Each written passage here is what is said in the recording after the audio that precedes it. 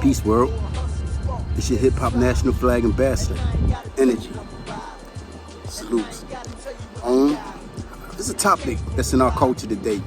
A very impactful topic, and it touches on the contributions and the originators of this hip hop culture of ours, which is a very big topic, a very open topic. However, I do want to touch on some things because it's a lot of things that's failed to be mentioned. I'm gonna start like this.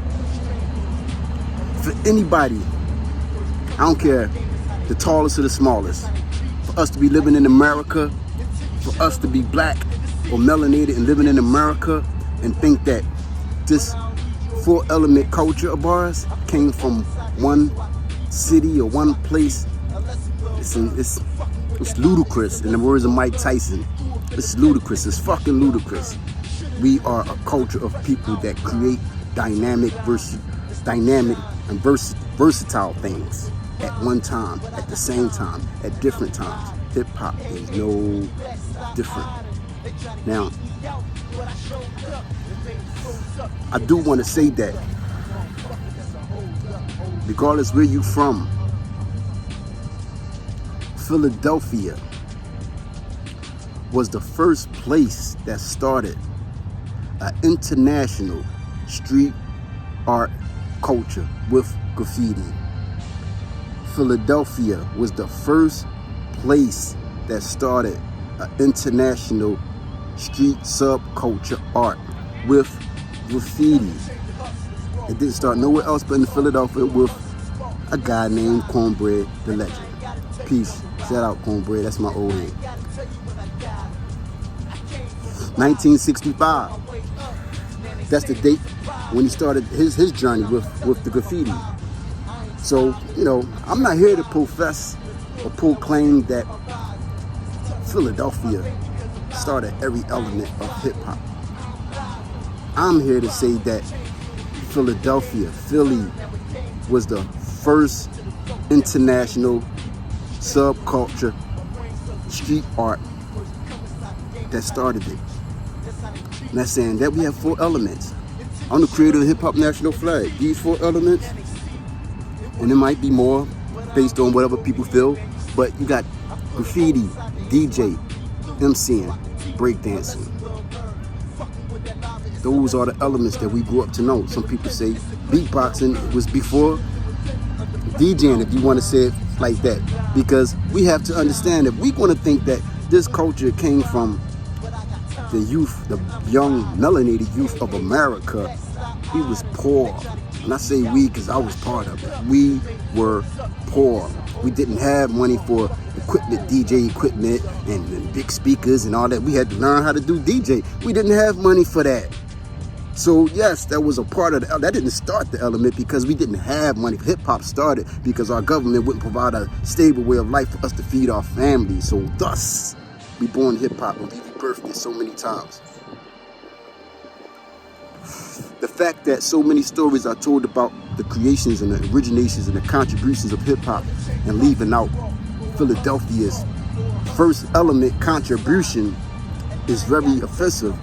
And it should be offensive of us all because somebody's not telling the story correctly. Somebody's not providing all the information of the story, which leaves us intelligently fucked, culturally fucked. So we have to stop this. We have to put a stop to this. They are not going to put a stop to this. They love it. They feed off of it. So we have to put a stop to it. Like I said, this is not a story to say that Philadelphia started everything with hip hop. Not at all. What was going on in the hoods of New York or Philadelphia was happening in the same hoods of Detroit, Chicago, LA, Miami, Washington, all over.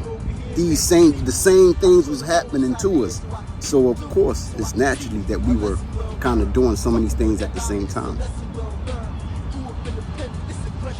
We all didn't have the networks or the outsources to let everybody know what we were doing, but that didn't stop the fact that we were doing it. And we all know that two places are very political for things: Hollywood, New York.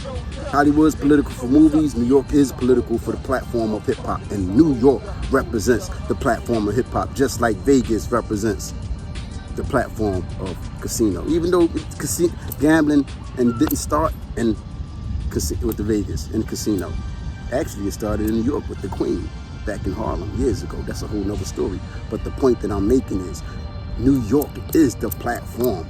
Or it started. It was initiated as the platform of hip-hop. If you wanted to be in the spotlight of hip-hop, New York was the platform. We cannot deny that. And other things were birthed in New York.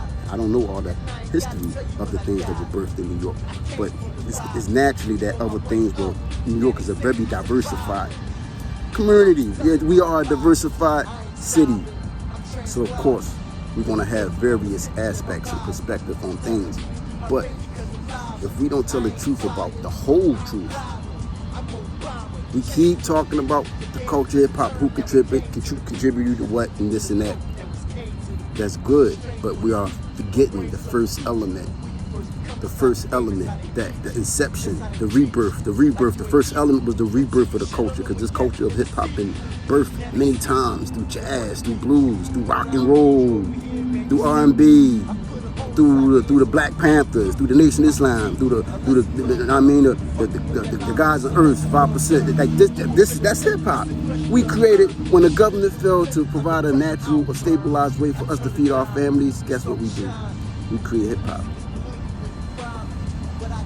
We create hip hop every time.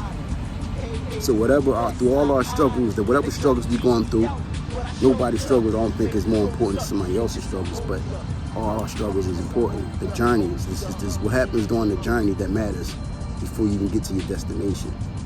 But I'm not gonna hold you up long. I just wanted to put that out there, and I will be talking about it more.